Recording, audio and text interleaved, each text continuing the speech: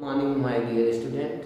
आज आपके सामने एक बेहतरीन वीडियो है जिस गणित से पूर्णांक संख्याओं के बारे में जानेंगे, जिसको अंग्रेजी में कहते हैं इंटीजर्स। मुख्य बातें क्या है, एक अच्छा सेवंथ का विशेष एनसीईआरटी से लिया गया है। संख्याएं जैसे कि आप देख रहे हैं -4, -3, अनंत, इसके बाएं और अनंत दूरी तक हम जा सकते हैं और दाएं की ओर भी अनंत दूरी तक जा सकते हैं।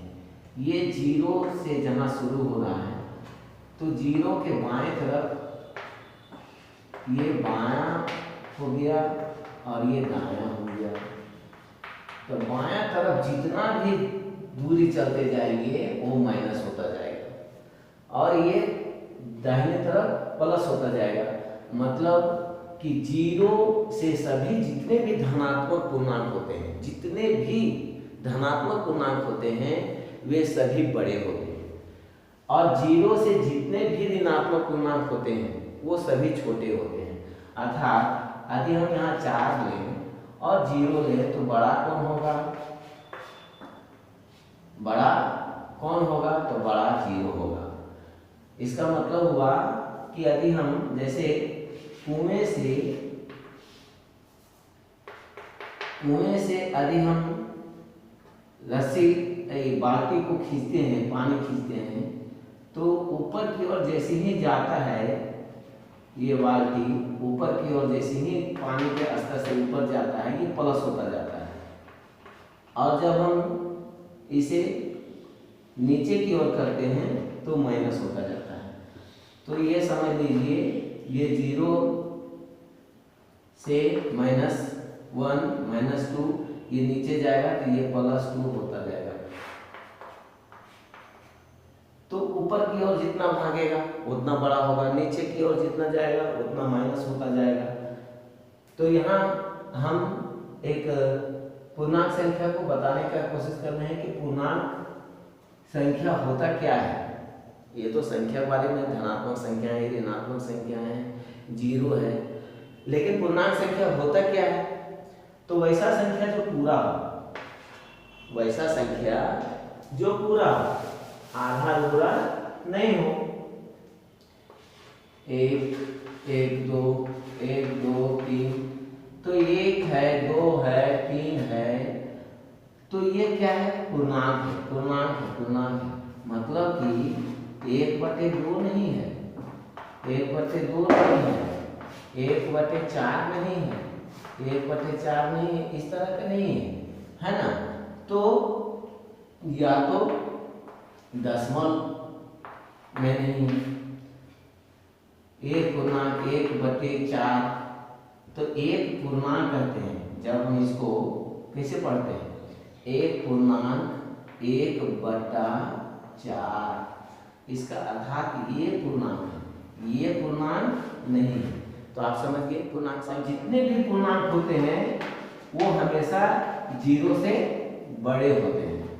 जस्ट उसका उल्टा 0 से जितने भी ऋणात्मक पूर्णांक होते हैं वे सभी छोटे होते हैं।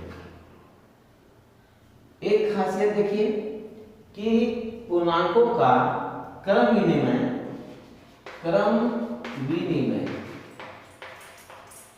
ये क्या होता है? मतलब उल्टा पुल्टा। जैसे 3 जोड़ 4 बराबर 7 और 4 जोड़ 3 बराबर भी 7। तो जोड़ में यहां देखिए कि क्रम विनिमय होता है। उसी तरह से गुणा में भी क्रम विनिमय होगा। 3 गुने 4 बराबर 12 और 4 गुने 3 बराबर भी 12। दोनों का परिणाम एक ही आ रहा है। इसका मतलब हुआ कि क्रम विनिमय पूर्णांक जो होते हैं वो क्रम विनिमय में जोड़ और गुणा का पालन करते हैं। इसी के उल्टा में देखें घटाव और भाग में देखा जाए तो 3 को घटाएंगे 4 में तो -1 होगा, और 4 को घटाएंगे 3 में, 3 -4 बराबर -1, और इसी को पलट दें, संख्या को पलट दें तो क्या होगा 1। तो ये दोनों अंतर है, एक ऊपर है तो एक नीचे है, एक धनात्मक आया तो एक ऋणात्मक आया। इसका मतलब ये घटाव में क्रम विनिमय पालन नहीं हो रहा है। भाग में देखें तो 3/4 मतलब 0.75 आएगा, इसको भाग करेंगे तो, और 4/3 करेंगे तो 1.1/3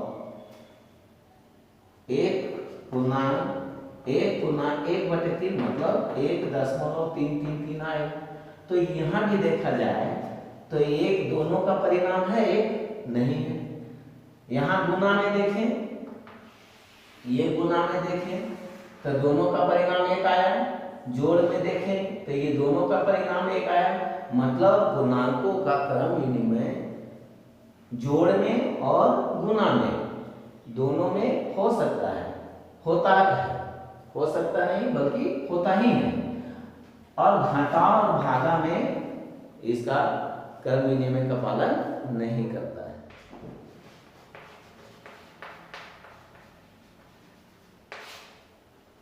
आइए देखते हैं, शून्य ना तो धनात्मक पूर्णांक है और ना ही ऋणात्मक, एक अपवाद है शून्य। और पूर्णांकों का योग एवं गुणन का साहचर्य, पूर्णांकों का योग या एवं गुणन, योग एवं गुणन यानी दोनों साहचर्य है। यदि a b c पूर्णांक है तो a प्लस b को एक समूह में कर देते हैं और c अलग होता है। उसी तरह से यदि हम इसको देखते हैं कि इसके साथ यदि समूह बनाते हैं तो बराबर होता है कि नहीं, a प्लस, अब इसके साथ समूह बन रहा है b प्लस c। देखिए कि 3, यदि a में कोई अंक ले लेते हैं समझने के लिए, 3 जोड़ 4 जोड़ 5, 3 जोड़ 4 जोड़ 5, ये दोनों क्या आना चाहिए, बराबर आना चाहिए। इसका मतलब हुआ कि साहचर्यता के नियम को पालन करता है। 4 3 7 जोड़ 5 बराबर 3 जोड़ 5 4 9, 5 और 4 9, तो कितना हो गया 10 11 12 और 7 5 12, है ना। इस तरह से देख लें कि साहचर्य के नियम को पालन करता है, ठीक है। उसी तरह से गुणन में भी पालन करता है, गुणन में भी साहचर्यता के नियम को पालन करता है। जैसे आप देख लें, यहां गुना कर देते हैं,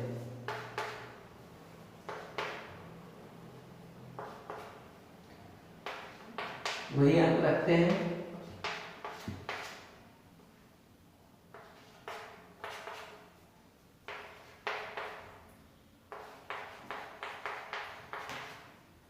तीन चौक 12, 3 गुने 4 पचे 20, तो 20 दिया 60, 12 पचे 60। तो यहां भी देख रहे हैं कि गुणन के नियम को पालन करता है। चलिए एक बार साथ हम समझ लेते हैं क्या क्या भी सीखे कि पूर्णांकों के समूह में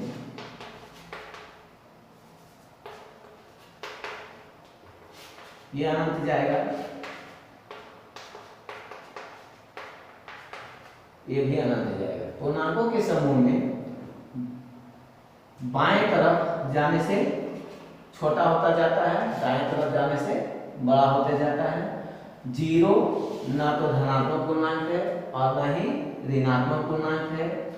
प्राकृतिक संख्याओं का समूह जहां से शुरुआत होता है प्राकृतिक संख्या के समूह का कोई भी अंक पूर्णांक संख्या कहलाएगा।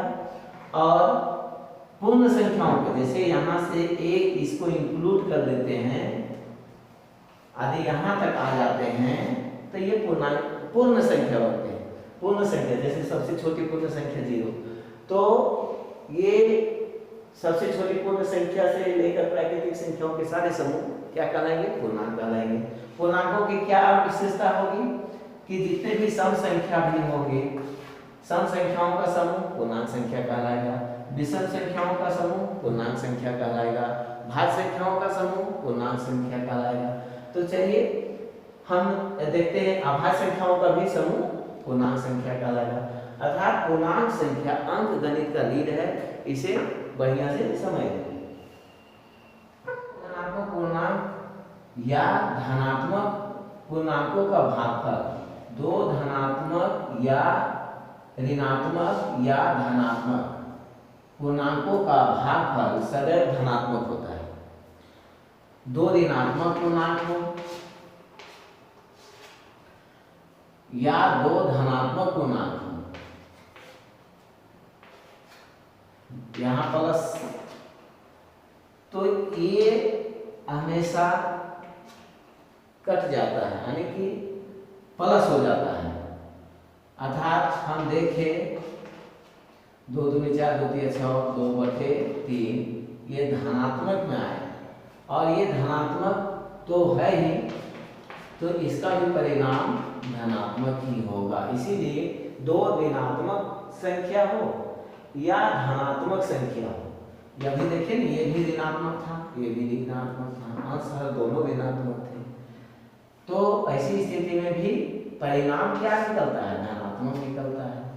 और यदि धनात्मक हो तो परिणाम धनात्मक ही रहता है। अब यदि दो संख्याओं में से एक संख्या एक ऋणात्मक और एक ऋणात्मक और दूसरा धनात्मक है, एक ऋणात्मक और धनात्मक हो,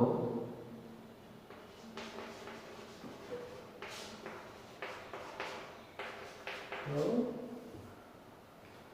सदैव ऋणात्मक ही होगा।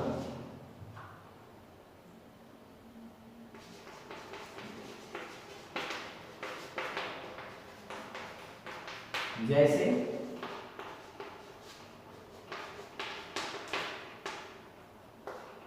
एक ऋणात्मक संख्या कोई लिए और एक धनात्मक संख्या कोई भी लिए, तो इसका परिणाम हमेशा माइनस होगा। अब ये वहां अंश में ना रह करके यदि हर में भी करेंगे तो यहाँ माइनस ही होगा, है ना, क्योंकि आगे क्लास में भी पढ़ेंगे परिमेयकरण जब करते हैं और कोई संख्या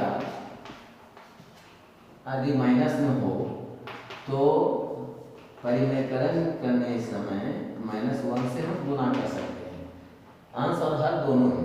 तो ऐसी स्थिति में -a/b होता है, अर्थात ये माइनस आपका आ ही जाएगा। तो यह समझ गए। अब और कुछ विशेष बताते हैं। a भागे 0 ये परिभाषित नहीं है। मतलब गणित में जब हम पढ़ते हैं तो a को यदि a कोई संख्या है और 0 से यदि भागा देंगे तो ऐसा कदापि नहीं होगा, अपरिभाषित होगा, ठीक है। और इसी को जब हम a/0 करते हैं तो ऐसी स्थिति में इसका परिणाम क्या आएगा? 0 आएगा। जैसे a/0 यानी कि यहाँ हो गया, तो इसको जब भागा देंगे तो क्या आएगा? 0, है ना। जीरो से गुना करेंगे तो जीरो आएगा, मतलब जीरो बाद में आएगा, तो ये इसका परिणाम देख रहे हैं कि जीरो आएगा। लेकिन ऐसा कभी नहीं होता है कि जीरो से हम 3 को भागा दें, ये अपरिभाषित है। नेक्स्ट, और पूर्णांकों का गुणन में और कोई विशेषता देखें कि जैसे कोई भी संख्या कितना बड़ा हो,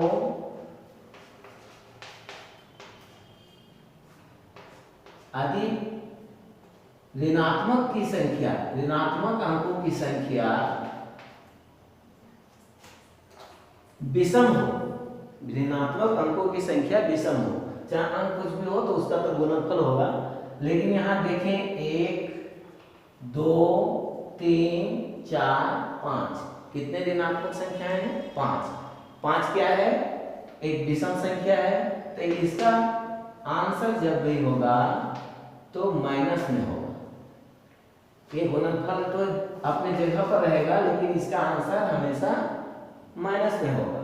और यदि ऋणात्मक अंकों की संख्या सम हो, ऋणात्मक अंकों की संख्या सम हो, कोई भी एक हो, यहाँ गिने 1 2 3 4, इसका मतलब अब जो भी आएगा वो प्लस में आएगा। ठीक है, तो कितनों लंबा सीरीज हो और तो इस तरह से minus minus plus, plus minus minus, इस तरह से नहीं करना है। यहाँ सिर्फ ये गुण देख लीजिए कि 3 है, इसका मतलब हमेशा माइनस होगा। और यदि